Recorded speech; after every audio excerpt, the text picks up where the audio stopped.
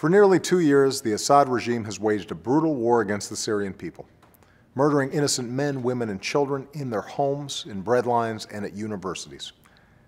In the face of this barbarism, the United States has joined with nations around the world in calling for an end to the Assad regime and a transition that leads to a peaceful, inclusive, and democratic Syria, where the rights of all Syrians are protected. We've worked to isolate Assad and his regime, impose sanctions that starve the regime of funds, recognize the Syrian opposition coalition as the legitimate representative of the Syrian people, call for accountability for perpetrators of atrocities, and provide humanitarian relief to Syrians in need.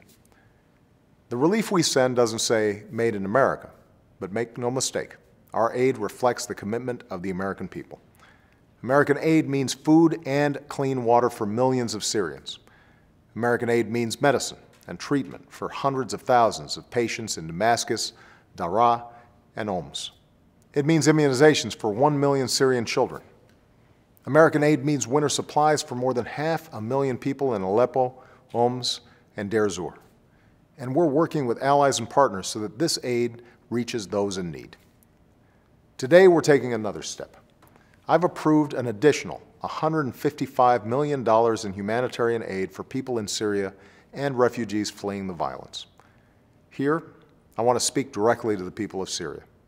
This new aid will mean more warm clothing for children and medicine for the elderly, flour and wheat for your families, and blankets, boots, and stoves for those huddled in damaged buildings.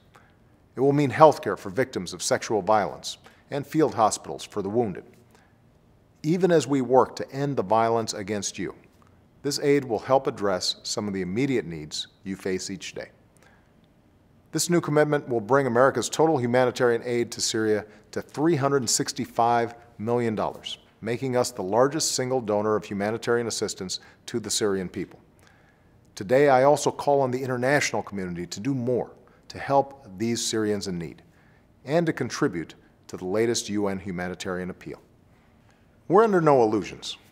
The days ahead will continue to be very difficult. But what's clear is that the regime continues to weaken and lose control of territory. The opposition continues to grow stronger. More Syrians are standing up for their dignity. The Assad regime will come to an end.